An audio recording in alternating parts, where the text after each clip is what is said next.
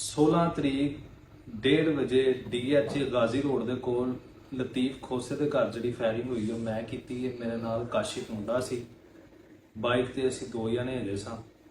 ਜ਼ੁਬੈਰ ਨਿਆਜ਼ੀ ਨੇ ਫਾਇਰਿੰਗ ਕਰਨ ਦਾ ਮੈਨੂੰ ਕਿਹਾ ਸੀ। ਉਸ ਤੋਂ ਬਾਅਦ 10 ਲੱਖ ਰੁਪਏ ਦਾ ਇਹਨੇ ਮੈਨੂੰ ਕਿਹਾ ਸੀ ਕਿ ਮੈਂ 10 ਲੱਖ ਤੈਨੂੰ ਦਵਾਂਗਾ। ਇਹਨੇ ਮੈਨੂੰ 1 ਲੱਖ ਰੁਪਇਆ ਦਿੱਤਾ ਹੈ, ਬਾਕੀ ਪੈਸੇ ਹਲੇ ਤੱਕ ਇਹਨੇ ਮੈਨੂੰ ਨਹੀਂ ਦਿੱਤੇ। ਮੇਰਾ ਨਾਮ ਮੋਹਸਿਨ ਉਰਫ ਲੰਬਾ ਹੈ, ਸਮਨਾਬਾਦ ਬਸਤਾਮੀ ਰੋਡ ਦਾ ਮੈਂ ਰਹਿਸ਼ੀ ਹਾਂ। 16 ਤਰੀਕ 1:30 ਵਜੇ DH ਗਾਜ਼ੀ ਰੋਡ ਦੇ ਕੋਲ ਲਤੀਫ ਖੋਸੇ ਦੇ ਘਰ ਜਿਹੜੀ ਫਾਇਰਿੰਗ ਹੋਈ ਉਹ ਮੈਂ ਕੀਤੀ ਹੈ। ਮੇਰੇ ਨਾਲ ਕਾਸ਼ਿਫ ਮੁੰਡਾ ਸੀ, ਬਾਈਕ ਤੇ ਅਸੀਂ ਦੋ ਜਣੇ ਹੈਗੇ ਸਾਂ।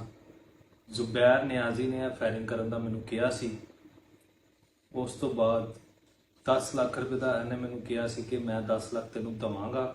ਇਹਨੇ ਮੈਨੂੰ 1 ਲੱਖ ਰੁਪਇਆ ਦਿੱਤਾ ਹੈ, ਬਾਕੀ ਪੈਸੇ ਹਲੇ ਤੱਕ ਇਹਨੇ ਮੈਨੂੰ ਨਹੀਂ ਦਿੱਤੇ।